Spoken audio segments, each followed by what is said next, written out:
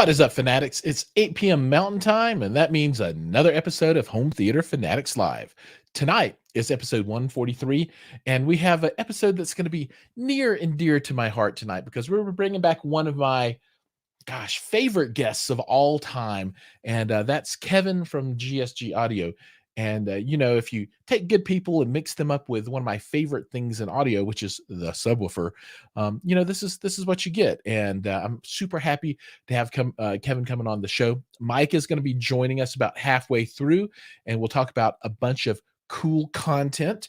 And I want to kick things off by letting everyone know that tonight's show is sponsored by. Yeah, I don't have a sponsor.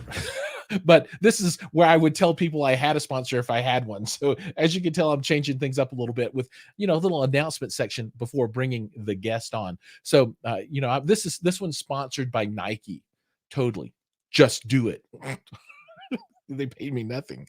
But let's get to the main event. And I'd like to welcome Kevin to the show.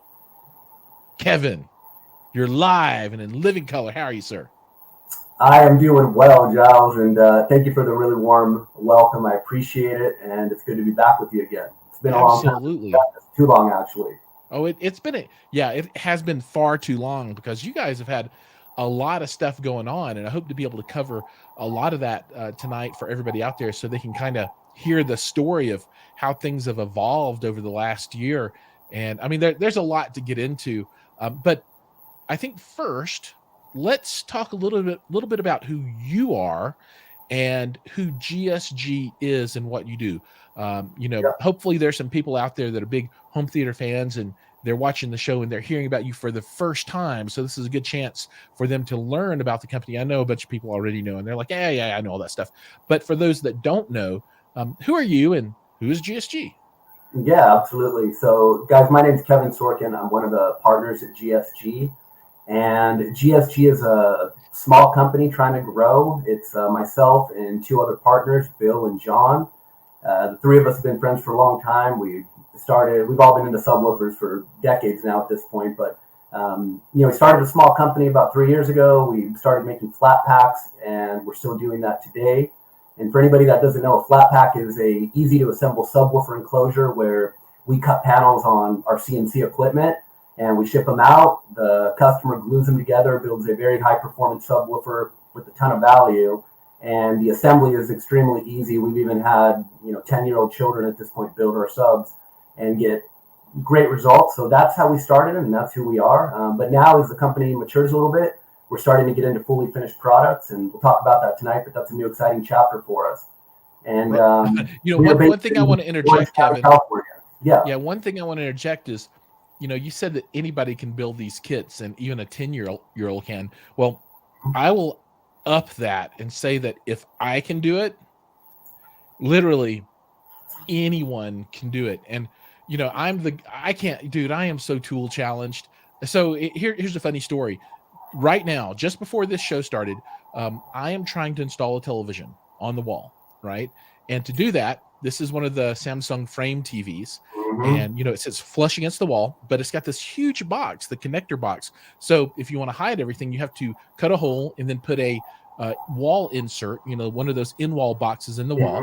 And then you put this little connector device inside of that. Well, you need electricity. So there is a electrical plug directly below this in the wall, right? So it's like, 5 foot from where the new added cutout for the in-wall box will be and the electrical plug down below.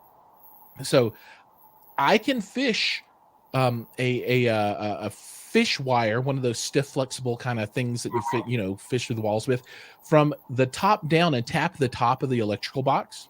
But, the hole in there is only about this big, so I can't really hit it, and there's insulation, so I can't see it. But when I try and fish up from the bottom through the little hole, it only goes about this far, and then it hits something.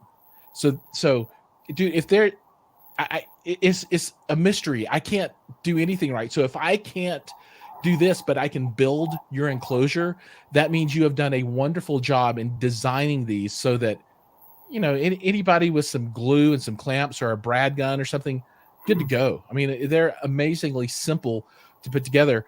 The only issue is that they weigh like 8,000 pounds.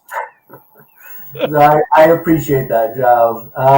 Yeah, we've had a lot of fun designing them, and they've evolved along the way, right? Like when we first met you 3 years ago, that was our version 1 enclosure, and as time's gone on, we keep modifying our CNC programs, learning from previous enclosures, and at this point, yeah, I think we've got it dialed in pretty well, based on customer feedback. So it was a good thing for us to get, but I appreciate your feedback too. It's all been valuable along the way. It's helped us become better and better.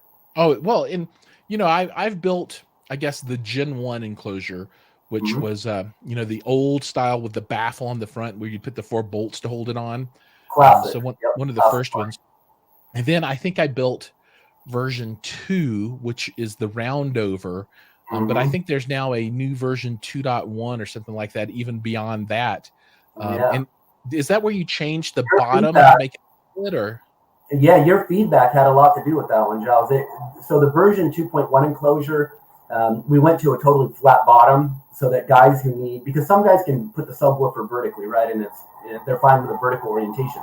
But other guys, if they're running like a large screen, let's say, they want to turn those subs horizontally to reduce the height, right? Because when you Mhm. shift at 90 degrees, you save a few inches. On the version 2.0, the bottom had those U-shaped braces. Yep. And your feedback, in addition to feedback from other customers, was, "Hey, I'm putting my subs horizontally. I want a perfectly flat bottom."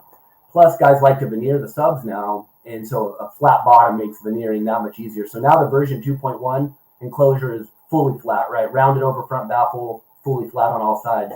So you can veneer it, you can paint it. It comes out beautiful, and you don't have to have a huge skill set when it comes to painting or veneering to get a good looking cabinet. Even a basic Durtex finish applied properly looks pretty damn nice in my opinion. Right on. Now, I also built, I guess, the V1 of the Devastator, Mm-hmm. and correct me where I'm wrong here because I can't remember at this point. I Is the Devastator, when you first implemented the front baffle build where you have the ring and you use the dowels to line it all up and then put them together, It but would be, yeah. and that translated into the new version of the roundover kit too, also, right? Correct. Yeah. So we use a ring, an MDF ring, or a birch ring, depending on what cabinet you purchase from us. But when you use that ring, you've got a total of, it'd be 3 times 0.75. So it's over 2.1 inches of material to bite into, right? So when you're screwing the woofer in on some of these higher powered 18 and 21-inch subwoofers, especially with some of the amps that we sell, you want to make sure that woofer's mounted perfectly, like it's not going to go anywhere, sort of thing. So the screw is biting into over 2 inches of material at that point. And Yeah, so that's it's really pretty ridiculous. I mean, it's nice. awesome. I mean, but what I like about that design is that it cuts down on the weight, right? So you don't have 3 pieces of, Correct. 3/4 inch or whatever glued together that Mm-hmm. weighs 50 pounds or something.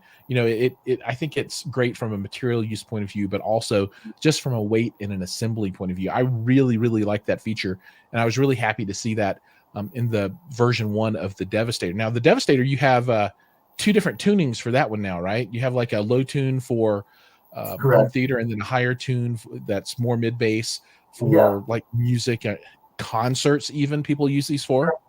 Yep. We've got with the pro audio crowd is starting to head our way more and more often, which we find really exciting. So yeah, we've been selling the 28 hertz tune Devastator to a lot of the pro audio crowd, DJs, that sort of thing. Recording studios, DJs now, a couple guys that do weddings, just random pro audio use. But those guys will gravitate towards the higher tune Devastator, which is going to give you probably 5 or 6 decibels more of output between about 25 to, let's say, call it 40, 45 hertz, somewhere in there. But then alternatively, we've got the 19 hertz version, which you mentioned, and that's our home theater version. That's the version I run a few of those in my own theater. I love it. It's tuned at 19 hertz, but typically, with room gain, even with a high pass filter turned on, like in my own setup, for example, I get response down to about 12, 13 hertz pretty aggressively. So yeah, it's a lot of fun. And then one other thing too, Jay, on the Devastator, also based on some feedback that came from you and from other customers, we adopted a modular approach because the Devastator ended up getting so heavy towards the end of the build that instead of building it from piece like 1 to, let's say, piece 14 in order, we now build in modules. Like you'll have the inner braces, that'll be one module. You'll have the rear Right. brace section, module 2, and then you end up sort of putting the modules together. And we found that reduces the number of times that customers are having to rotate this cabinet around, because it is a large, I mean, it's a pretty large cabinet. It's 30 inches deep by about 46 tall and about 26 wide. And so by the time you're almost done, you're having to rotate that cabinet around. It can get a little sketchy. So we took that modular approach, and I think that's helped a lot with the build experience for customers. No, that's really awesome, because the Devastator by far was the most difficult one to build. It was pretty tough, and it's a lot easier with two people. This is the old version, of course. And then, you know, it's interesting because you had to put in like 87 screws on the back to put that panel on and stuff. It was a much more challenging build.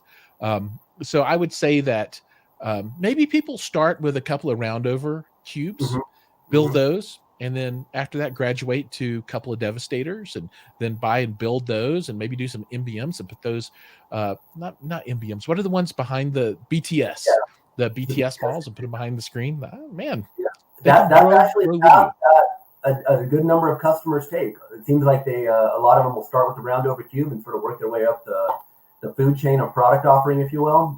But it's interesting to watch that, right? Some guys call in and they just go right for sell me a few Devastators and this and that, and they're sort of done.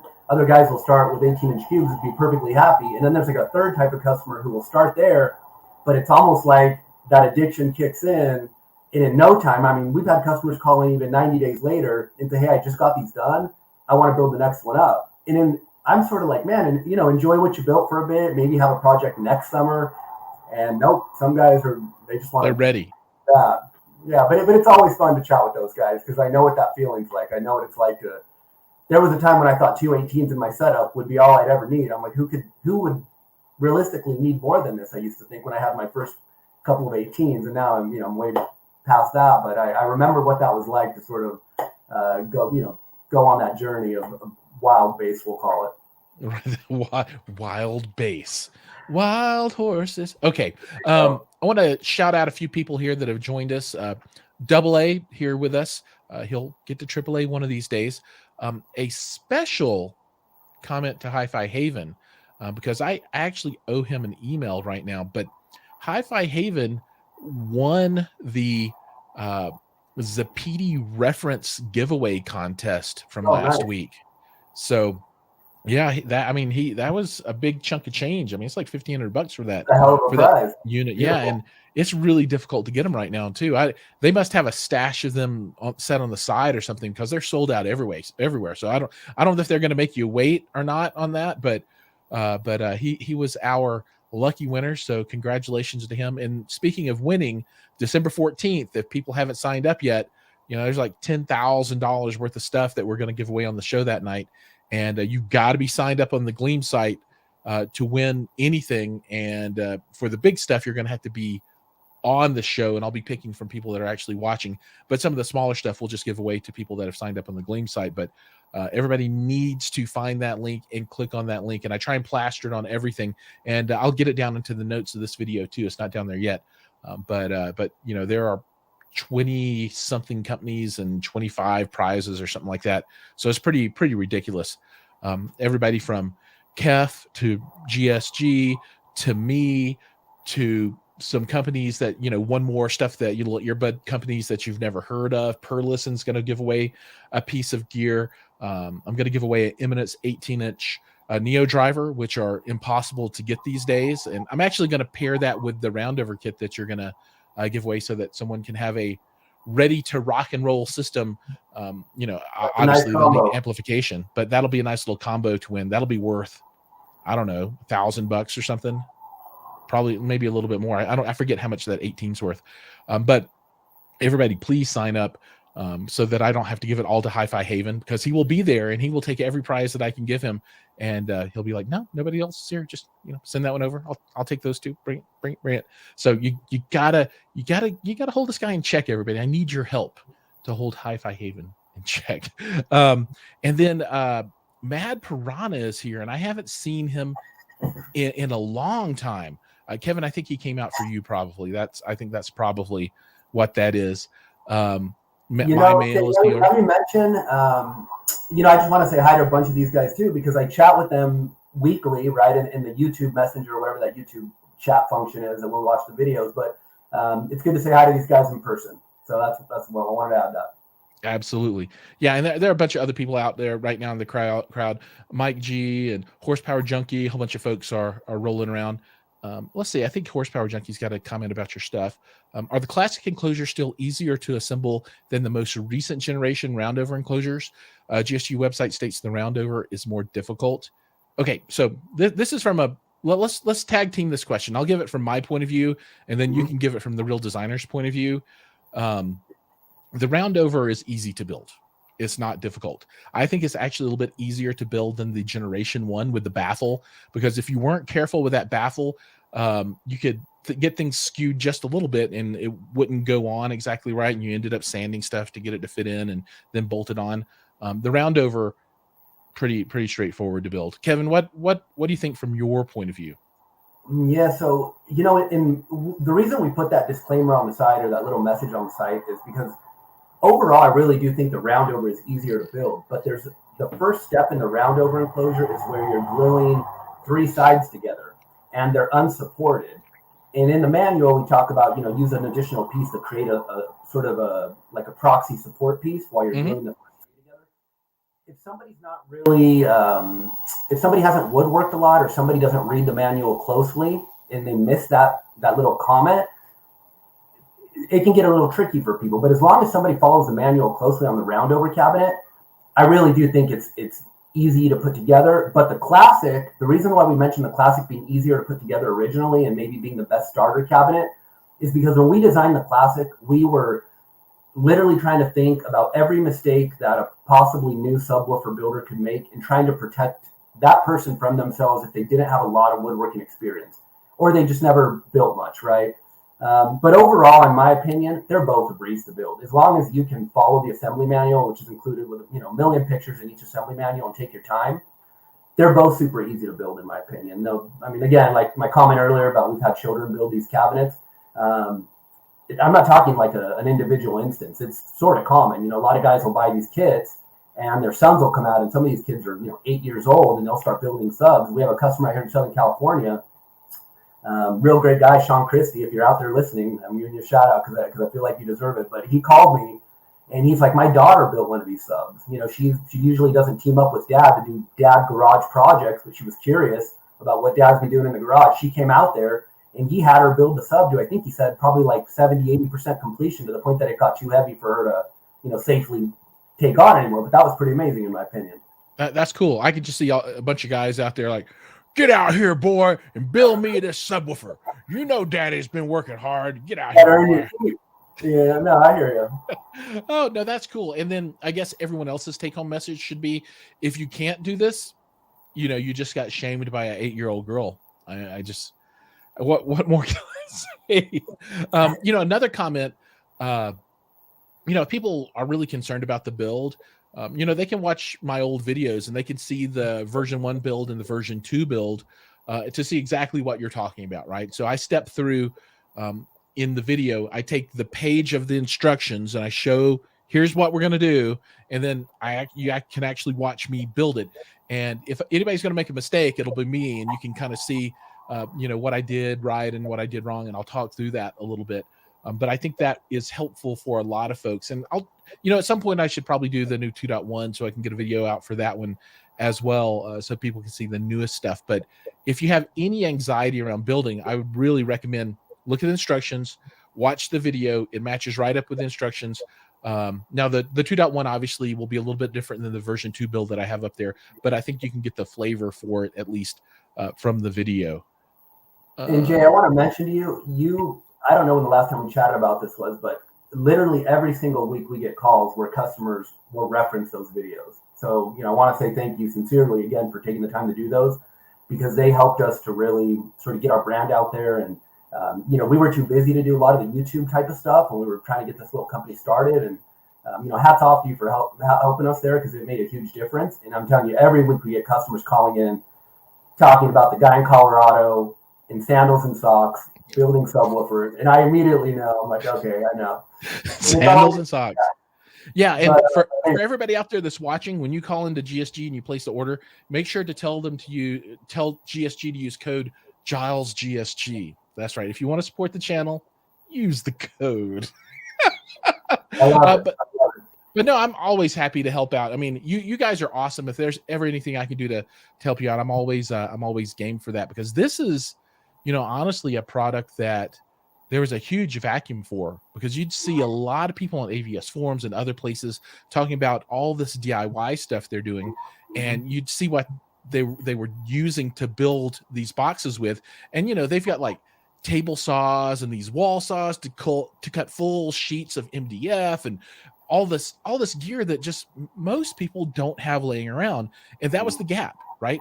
People could go get a sheet of MDF and they could glue cut pieces together, but to get from the MDF to the cut pieces was the hard part, because people might have a skill saw, but they didn't have a way to really cut these out. We just lost Kevin. They didn't have a way to really cut them to get that perfect fit. And the GSG, what is it called, CNC machine cut and all that stuff, really bridge the gap between folks with the right kind of equipment and people without. Hey, you need to kill that other window, Kevin, if you can. I think we're going to get a little feedback. Are you okay? Can you talk? Give me 1 second. How about now? I think. No, there you go. Yep, no more echo. Perfect. So, Double A, thank you so much. He's the how-to pro. I appreciate it. And I agree. GSG absolutely filled that gap for folks that just don't have all of the woodworking gear. I mean, for a GSG build now, really you just need glue and clamps, and you don't even need that. You could, I've seen, pictures of people building with like weights to hold things together, which buckets of gallons of paint. That's pretty common. Bags of cement, whatever they have in their garage, basically. But yeah, you are right. I mean, I would tell most guys, buy some clamps. It's going to make life a bit easier. But for the guys who are really trying to watch their bottom line closely, you can still build the cabinet with household items that are just heavy enough to exert the right amount of pressure as those panels are drying, and you will get an airtight cabinet, which is what you want. As long as you take your time and follow those directions. And I will say, Jay, just real quick, one thing for anybody that will potentially build a cabinet in the future, just one of the things I see a lot of times that challenges guys is just controlling their enthusiasm. Right, like they're so excited to go from point A to to the end in like 0.1 seconds that you'll miss a step because you're just trying to get to that finish line so quickly because you're excited to to get your subs into your theater. So my advice is always, hey, page by page, take your time, look at everything before you start gluing, dry fit, all the normal stuff we recommend in the manual. Yeah, the dry fit is by far the most important piece. Practice before you get the glue out. Put it all together and just see how it fits, because I put stuff in backwards and it's all super obvious, but I've still been able to dork it up. And I can remember building one of your subs and I put one of the panels in backwards and it fit in. It didn't fit in right, but I really wasn't sure, and I had the glue on it and I was just sitting there looking at it and it's drying, and then I remember, and I'm like, oh crap. And I'm like, okay, I've got to get this thing out before it dries, because everybody, once that glue dries, the glue is stronger than the wood. So you're not getting these things apart without cutting it, right? So, I took that rubber mallet and I was banging on it, and luckily it hadn't dried enough that you couldn't get it apart. But yeah, I got it apart and then sanded it off and flipped it over and put it in right. So, it's really fun to do this, to work with your hands, to build something in your theater that you actually have done yourself, right? Because most everything else you're going to buy, because you can't build a processor, you can't build a projector, you can't build a lot of this other stuff. But a subwoofer is an important part of the theater that you can do. And it kind of feels nice to do that. You know what I mean? I really like it. So I want to move on and talk a little bit about the state of the world and its impact on, not only you, but everybody else. So like, to lead into your story about what's going on with you guys, I do group buys for Synbus amplifiers, and, I've got a group buy that I've been waiting almost 2 months to have delivered. They just finally hit port, got released, and are in the mail right now, but it's been forever, almost double the amount of time that it took, compared to 18 months ago. So, the world has come to a really weird situation as far as supply chain goes. And I imagine that's impacting you guys as well, right? No doubt about it. When we first started GSG pre-COVID, I felt like for a small business, we were sort of running like a machine, right? We were lean and mean. We would try to find efficiencies wherever we could, try to execute well as a little team trying to grow this little, business. So that was pre-COVID. Enter COVID into our lives, and no doubt about it, Jay, it's, we get curveballs thrown at us on a weekly basis. The woofers come in and out of stock so quickly that oftentimes the woofers that haven't even made it to our shop yet we've completely sold through. So the woofers come into California. So GSG's in California, right near Los Angeles. The woofers come in. We already got to turn right back around and ship them out either individually as woofer sales, or we're putting them on pallets with cabinets. And so what ends up happening is it's a very start-stop sort of environment, because we're always waiting on something. And now manufacturers will even hold you back from purchasing the quantity that you want to purchase. We've been fortunate enough to grow over the last 3 years, and sometimes we'll try to put in an order for a certain quantity of amps or woofers, and the manufacturer will actually say, hey, we can't fill that. We can do half of that order, and maybe we get you guys the other half in another 8 to 10 weeks. And so we're running into a lot of issues like that. But overall, I will tell you, I'd say about 80-90% of the customers that we work with on a weekly basis, they sort of understand well enough what's going on in the world, and it's challenging, and everybody sort of has reevaluated their expectations of what purchasing is like today, right? Like we got these, like, tracking numbers are very inaccurate oftentimes. We set up shipments, and the trucking companies that we work with, I was telling a customer just today on the phone, 1 out of every 3 shipments isn't picked up on time. Like we'll schedule a shipment, the trucking company says, all right, we'll be there Monday afternoon to pick it up. They don't show up sometimes till Thursday or Friday. And when you call them and you're like, hey, you were supposed to pick this up Monday, they basically will just tell you, look, we're having capacity issues. And so what do you want us to do? And so, but the tricky thing is, we may have already told that customer, hey, your order is going to ship out Monday. And it would have if it would have been picked up. But because it hasn't been picked up, right, it's just been sitting on our dock until Friday. It now sort of looks like we weren't being accurate. And that's a tough one, because we always try to be as accurate as possible with our customers, even if we got to give them bad news and tell them, hey, if you order this item right now, it's going to be 8 weeks. It could be 10 weeks. But it's tricky because everything is moving so quickly. Even our best guess sometimes ends up being inaccurate. But we're doing the best, like any small shop, to work through that as well as we can. Yeah, no, I totally get it. And, everything that, it's not just this market segment, it's every market segment. I've been doing a lot of work on my home, and, it's weird. There's building products are sometimes in stock and sometimes not, and it's all hit or miss. And, I always say at this point, get while the getting's good. Sure.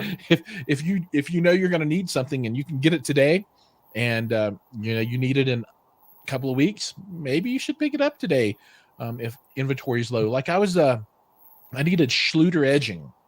So I don't know if you know what Schluter edging is, but when you put up tile, it's the little metal edging that goes around tile. So we're doing a backsplash, so we needed some Schluter metal edging, and we wanted specifically the 3/8 inch matte white.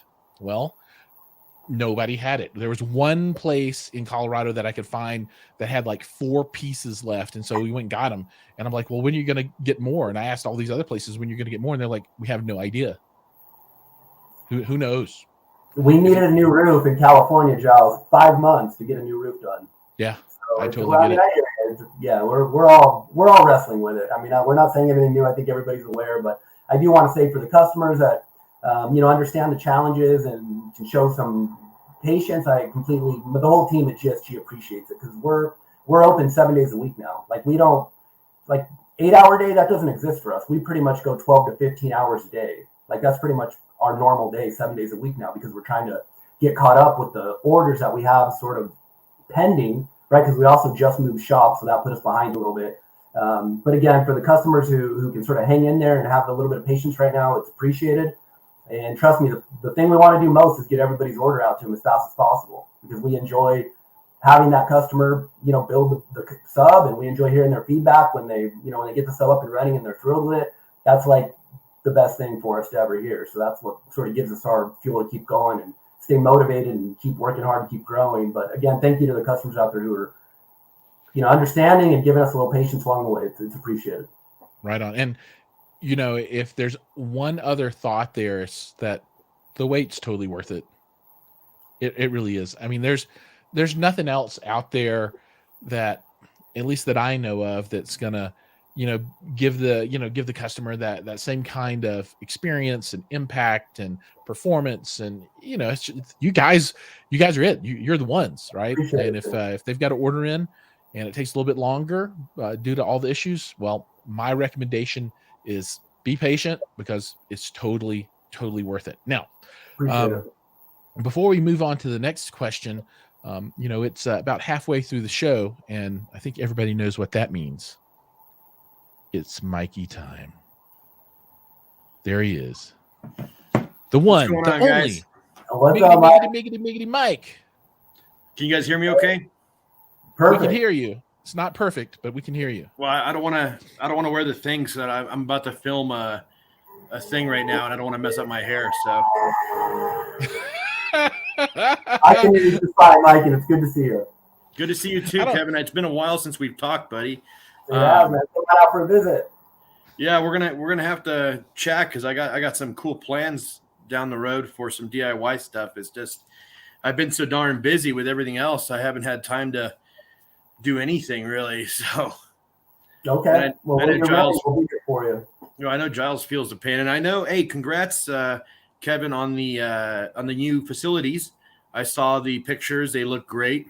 Looks like you guys actually have some room to stretch your legs and really get into it. So, yeah, great job on that. And Giles, Thank you. great job on your kitchen, buddy.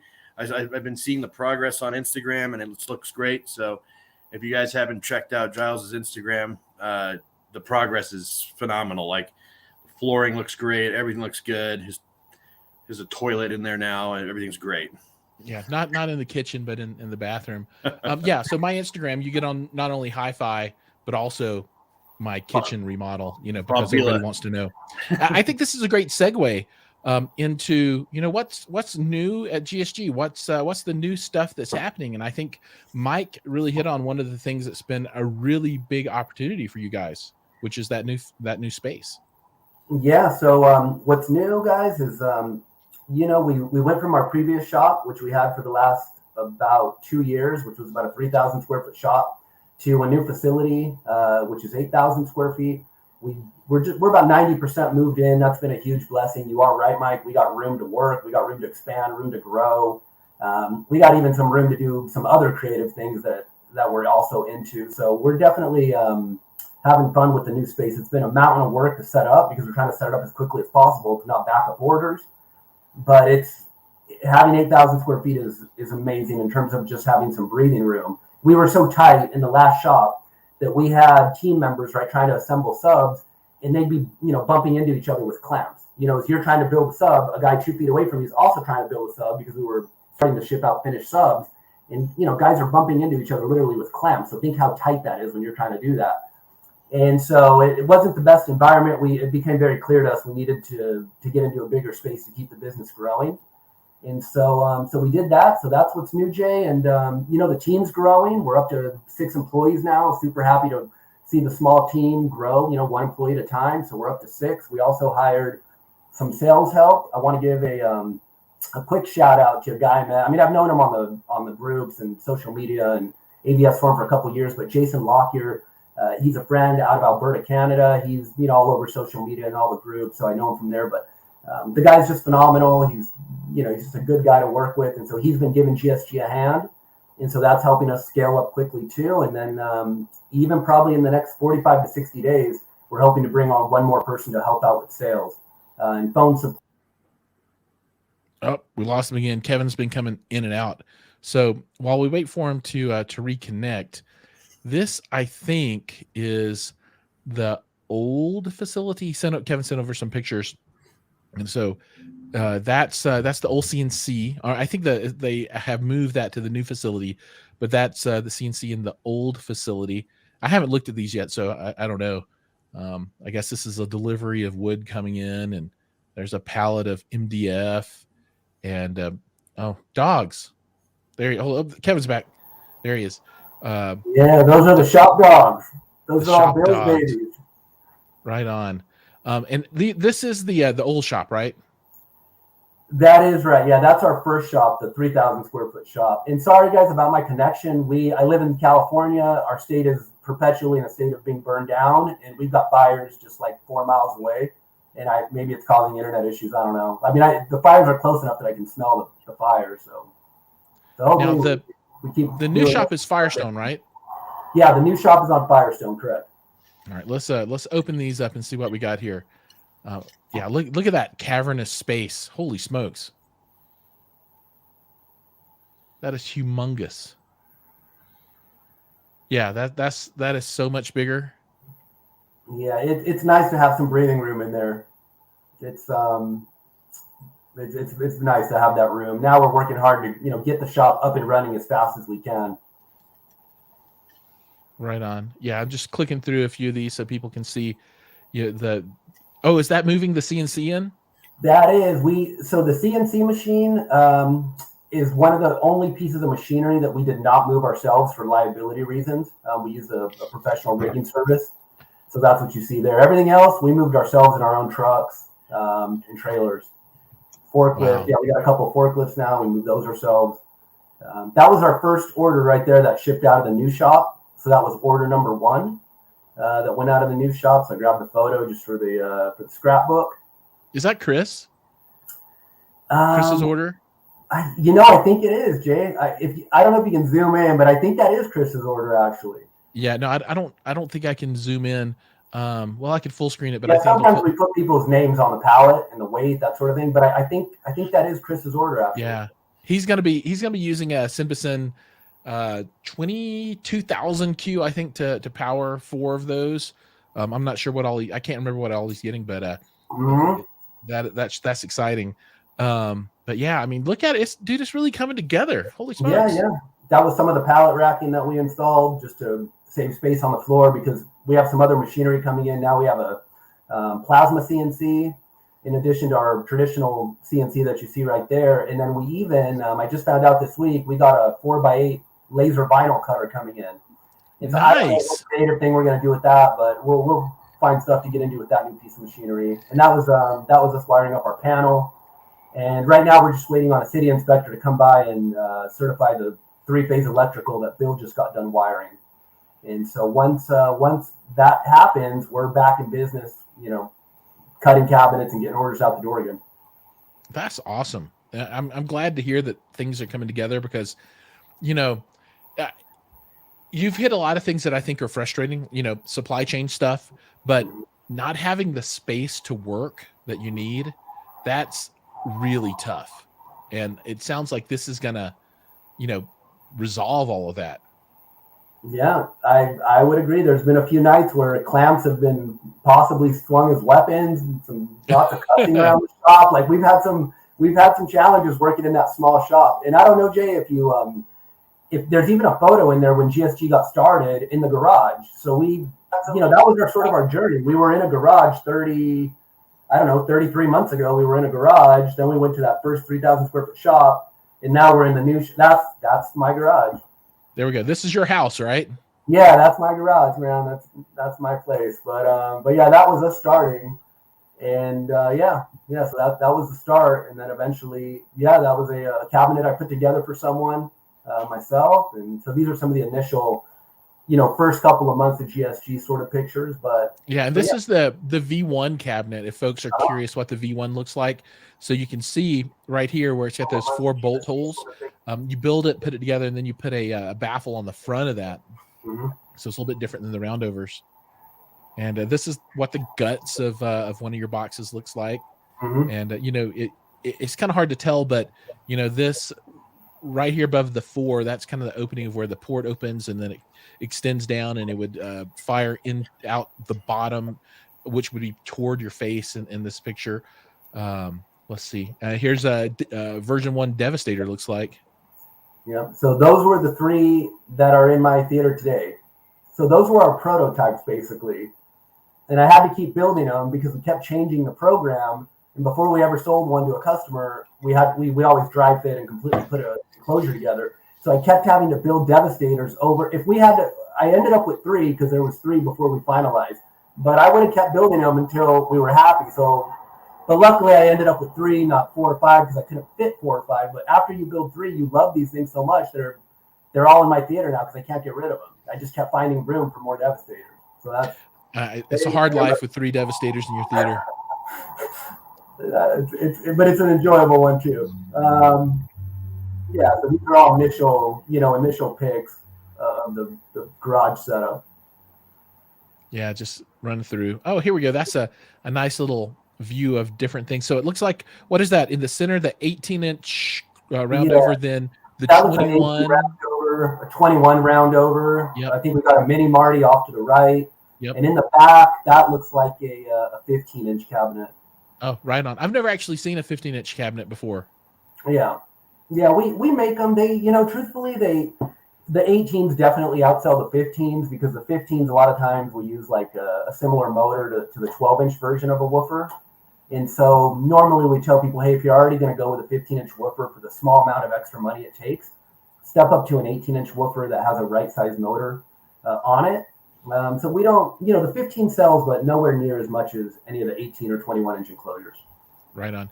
And, I want to show people kind of what can be done with these. You've got a bunch of pictures, and we'll go through these pretty quickly. But this is pretty fun. I'm going to see if I can full screen this.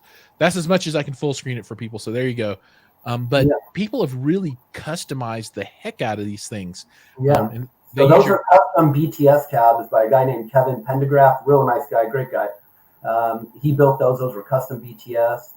Those look like mini Martys, rounded over mini Martys. Yep, and first generation cubes. Yep, and I remember seeing pictures of those. That was a nice finish on those.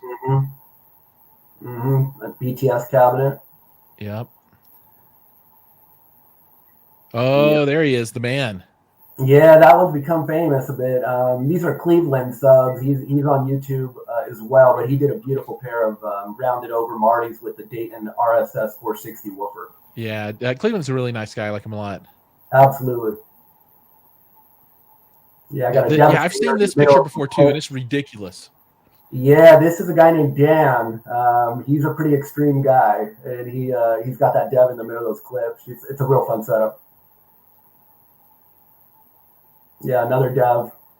And this is about as classic as you can get with a dev. I mean, this is, if you just build a dev, follow the instructions, hit it with some black paint, this is what you get.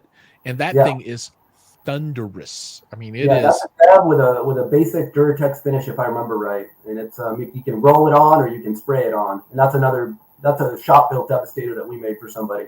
Mm-hmm. So those are finished subs that we're now turning out. So those are first gen mini Martys right there.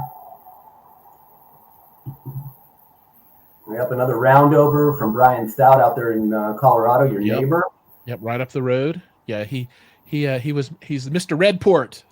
Yeah. Yeah, this is his old setup too. I don't think he's running the clips anymore. He's about to go all focal in his new house. So we got a new space with a basement. So he's doing all focal in wall. So it's pretty exciting for him. Yeah, he's having some fun for sure. And that's a 21. It's either an 18 or 21. I can't really tell from the picture. Probably a 21. I think. I think that's a 21. Yeah. That's cool. Yeah, that's a UM18. Yeah, that he did a really nice job on those. The clips version. He did a beautiful job on that sub, Giles. I hate to say it, but I'm forgetting the customer's name. I haven't talked to him in a long time, but the work he did was just beautiful on him. Oh, and this is another very, very cool, all DIY sort of setup, right? So the sub is ours. The mains are from DIY Sound Group, so I want to give them a shout out. They make some beautiful stuff too. But that was a very cool setup. Yeah, and this is Baltic birch. Looks like a mini Marty? Oh, that might be a 21-inch Marty. Yeah, no, that's a 21. Yeah. I believe in birch. Yeah, that's a 21 Marty birch. Totally. And I wonder what they did to the birch, because it looks like they treated it with something, but they didn't really stain it dark. Yeah, at least it's probably wood conditioner. Jay, for anybody that's going to stain birch, we always recommend treating the cabinet with a wood conditioner so that it absorbs the stain more evenly. And I don't recall 100% sure what he did, but I would probably guess it's some type of wood conditioner. Right on. Yeah, and here's Yeah, in there's a the rounded stage of over. building.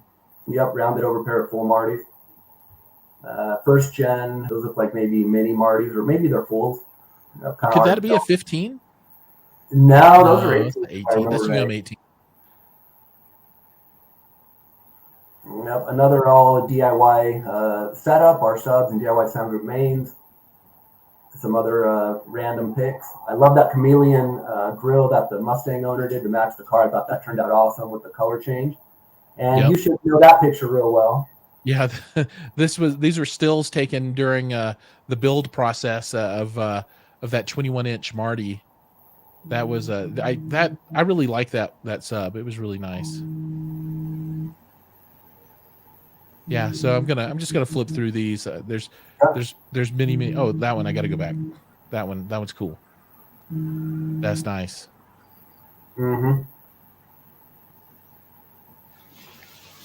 Purple? I've never seen this picture before. Yeah, so he's a DJ out in I want to say in the maybe Montana. His name's Brian, super cool guy. He does some really high-powered stuff. So he'll take those Devastators out for audiences of a couple hundred people. But that day they were in his house.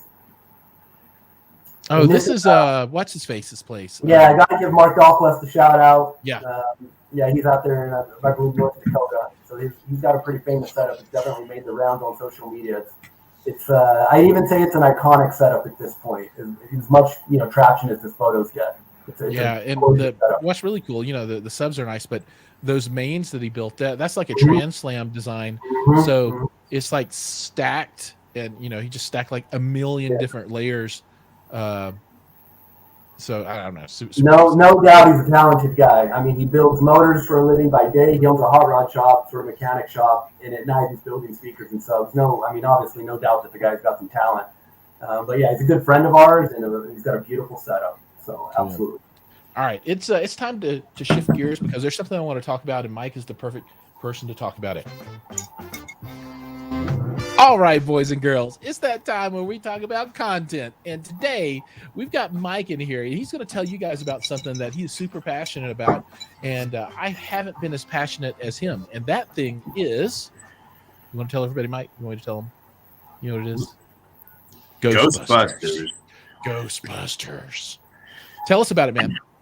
So I did a live stream that nobody watched the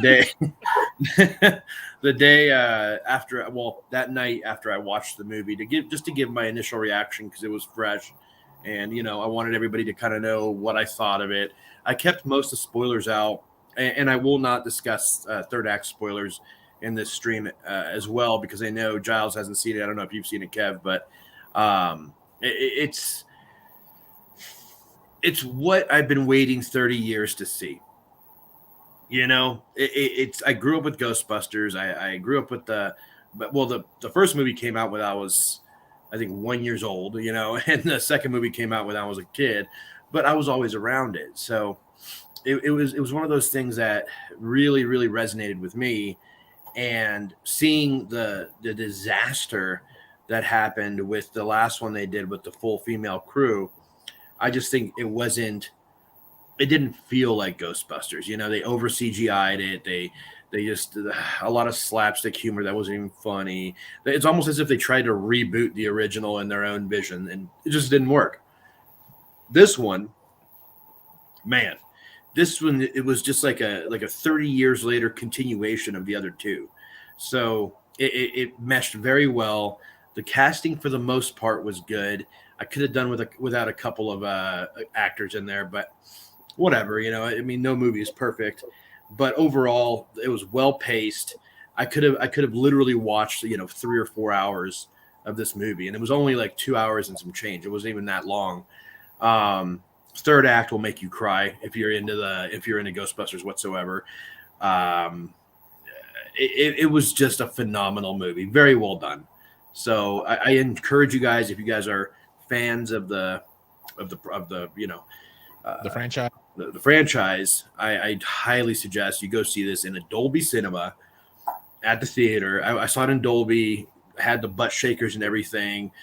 I mean, whenever they fired up the streams or anything, off the proton packs, you could feel it. Like it was tactile. You could feel this stuff.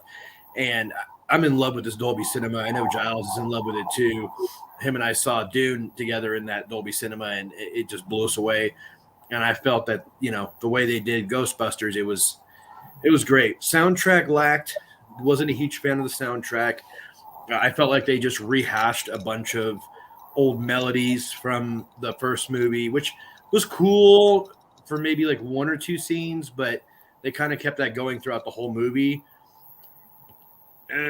You know, I mean, one thing Ghostbusters is known for is their iconic soundtracks, and this movie actually only had a score come out on CD and streaming, not an actual soundtrack. So, and the music that they played throughout the movie was forgettable. Really, it was just it's not the iconic stuff that we remember. I wonder how much of that is nostalgia, as you know, compared to, you know, the old stuff's always better kind of thing. Do you think that there's a little bit of that going on, or was it really just ho hum? Oh, the soundtrack was super ho hum. Okay. Like they put no effort or thought into the music they were playing, aside from the score. The score matched the movie pretty well, but like I said, they just kind of stole all the melodies from the first one, and it worked at first. You know, at first when the movie first started and you heard that those melodies from the first one, it was like, all right, I'm getting ready, you know. But I mean, they tried their best to pander to the fans and to nostalgia, but overall, I thought it was great. I give it 2 thumbs up. I just wish it would have had, you know, an iconic soundtrack using, you know, the resources and the artists of today. I think that would have been very, very cool. But, you know, I can't have my cake and eat it too. I'm just happy to have a Ghostbuster movie out there. That's cool. That's cool. Yeah, I hope to find time this week to go and watch it. We'll see if that happens. I don't know. But hey, I've got a question for you two guys, and I want to get your opinion. Sure. This is a product design question, right? And this is about bookshelf speakers. So if you were going to design a pair of passive bookshelf speakers, and you could choose between a 6.5 inch, like a tweeter and a 6.5, or a tweeter and an 8, what would be your design reason? So what would push you to go toward a 6.5 as opposed to using an 8? Are there different applications for those different sizes of bookshelf speakers? What are your thoughts? And Kevin, let's start with you first. I know this is off the cuff, has nothing to do with anything else that we've been talking about, and it's a complete surprise. Giles got a certain email today, didn't he? Yeah. So I'm curious what you think, Kevin. Yeah. So, like for me, I would use an 8 if potentially I'm not going to play with a sub in the setup. Like I just need a stereo setup and I might not have access to a sub. I could see using an 8 to just get a little bit more on the bottom end of that speaker. But I've heard plenty of bookshelves over my life that had a 6-inch, 6.5-inch driver that sounded amazing. I mean, just absolutely crushing bookshelf speaker performance. Even on the low end, I'm saying. So it's not like you have to have a larger woofer, in my opinion, to do good low end in a bookshelf. But overall, if somebody's got the room, I'm always going to sort of lean towards a bigger woofer just because that's in my DNA to do that. But I think you could probably get great performance out of both if they're designed well. Okay. What do you think, Mike? Any rathers or druthers that you would have, or I've already answered this question once today, but I'll answer it again. I feel I'm kind of with Kevin on this one because Giles, you've heard the Dolly Oberon 3s. They have a 7-inch woofer in them, and they're a bit bassier than other offerings that we've combated against each other. I think the bass extension is going to be there with an 8. You know, especially 3-way. I would do 3-way with an 8 only to keep the musicality of that 6.5. You know, doing a 2-way 6.5 is great because it'll go down to 35, 40 hertz, whatever, and it'll do great if it's paired with a subwoofer.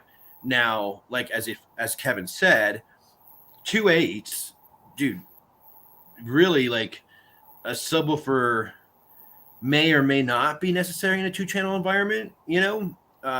Because of the fact that it will have some good bass. So I don't know. I'd flip a coin on it, but if it was me and I was doing it, I'd go 8. I'd go big or go home. And we're in America. Everything's bigger here, right? Everything's bigger in the United States. So let's just go big or go home and say 8, because why not? Why not give the best bass? And like I said, in a three-way environment, you got your mid, your low, your high. That'd be a supreme speaker right there. Yeah. So, I've thought about it a bit as well, and assuming that you're going to limit yourself to a 2-way design, and I think you have to think through: you're going to do this thing sealed, or you're going to do this space reflex or not. I would say that if cost is not an issue, so as you think about developing the product, you want to hit a certain price point. Running at 8 over a 6.5, it's going to up your price point a little bit. It's going to create more material in the enclosure, more cost in the driver. If that's not an issue, and you can figure out a good crossover design between the 8 and your tweeter, I would do the 8 as well, and I would prefer to purchase the 8 as well. Of course, it all depends on price point. Now, if you can do a 3-way design with an 8 in there, then holy smokes, yeah. I mean, tweeter, do a nice ribbon or AMT or something like that. Made it up to like a 4-inch or something like that, along with the 8, and you got a smoking almost full range set of bookshelves that you could run without a sub if you wanted to. Well, I mean, at that point, you're looking at damn near a floor stander, though. You know what I'm saying? Like, an 8's a big speaker. I mean, I don't know. I wonder, could you do it like a small version of the KLH 5 or whatever it's called? You know what I'm talking about? But that's running like a 10, right? The funny thing is they consider that a bookshelf in a way, but it's a floor stander. It's kind of in between. But yeah, it does have a 10. And that thing is not only heavy, but it's pretty big. I mean, they look small in certain photographs and certain angles, but they're a good sized speaker. They're basically a small floor stander. But yeah, I mean, I guess with a really nice stand, I mean, the 8, like you said, like probably a 3.5, or a 4, and then a silk dome. Oh, you're good to go. Yeah. Do you guys think that there would be any use case consideration, like, if you're going to just do this for like 2-channel listening, do the 6.5, or if you're going to do it in a home theater in 8, or maybe it's vice versa, because in home theater you're going to have subs and you don't necessarily need the bigger driver. I think that's enough in that topic. So I appreciate that, but these are the questions that come across and make you go, So Kevin, let's move this back over to your side of the house a bit. And what's going on in Kevin world? What's new there? Have you added another 4th, 5th, and 6th Devastator into your theater, or anything crazy? Lately, no. I mean, truthfully, if I have 2 hours a week to watch a Blu-ray and just sort of have like 2 hours of me time in my theater room, I'm pretty happy with that these days, because we're just running around like crazy 7 days a week, like I mentioned. But as far as what's new in my setup, I did finally I added a couple of Croson tactile transducers. Ooh. Yeah, so I made a platform, added those. In my setup, I was getting good response down to about 11, 12 hertz pretty easily. But I just figured, what the hell? It's almost Christmas. Let's give me a present. Right. And so, what's the use of working this hard if you can't enjoy it? So I bought a couple Crosons. I've been having fun with those. They're a nice addition to the setup. So of course, after I got them installed, every movie I'm watching now is like, sub 20 hertz, even sub 10 hertz kind of content movies. I watched Fury the other day. I popped back in. I watched the Hulk again. So I'm just going through my collection looking for stuff with under 10 hertz sort of bass hits, just to experience it. But yeah, that's what's new in my setup. So I've been having fun.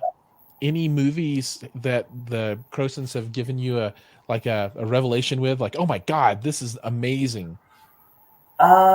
Fury. I'd say Fury. Well, Fury and the Hulk were the two that, because I've gone through a bunch. Oh, War of the Worlds was absolutely just ridiculous, right? So War of the Worlds, just a phenomenal movie. If you have some response, deep response, right? A movie like War of the Worlds will just come alive in your setup, right? Because I got 3 devs, so the devs are like literally ripping the house apart above about 15, 20 hertz, and then below that, the Crosons start to wake up and do their thing.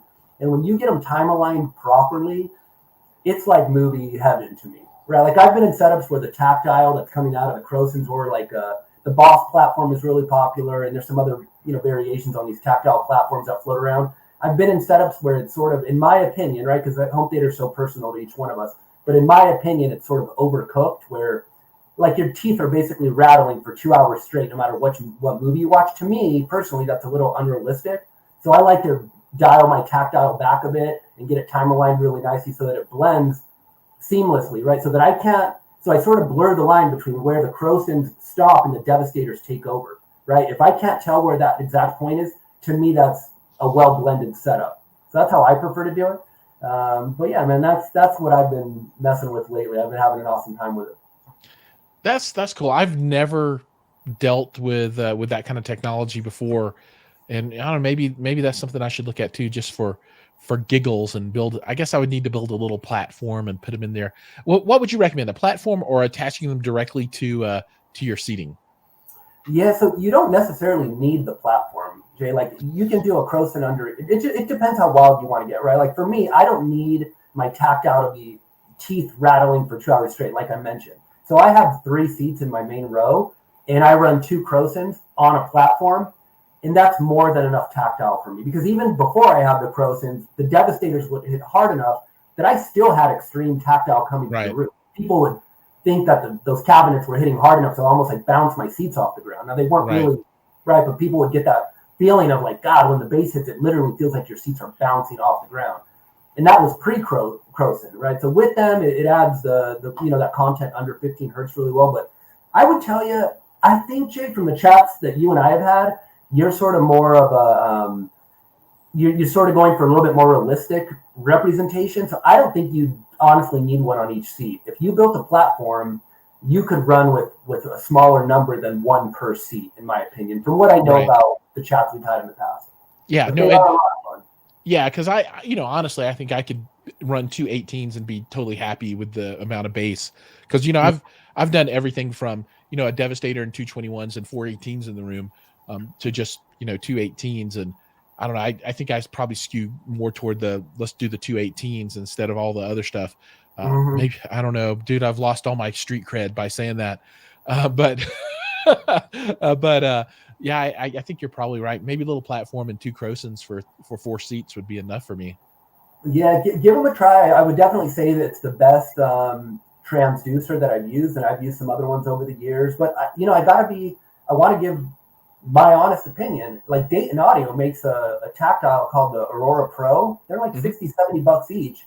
I used to have those, and for $70 that you spend per seat, those can add a really fun sort of element to the whole thing. I would say they don't quite have the force that something like a Croson's going to have. But again, if you're not taking your system to that level where you need the force that those Crosons can generate, and it's not just force, they do have the tactile sensation that comes through them is a little bit more accurate in my opinion. But my point about the Aurora Pros is for $70 for somebody who's just curious to play around with tactile response, the stuff under, let's call it 20 hertz, 15 hertz, depending on what kind of subs you use, that's money well spent. And those gave me years of enjoying them until I, just sort of got the itch to try something new.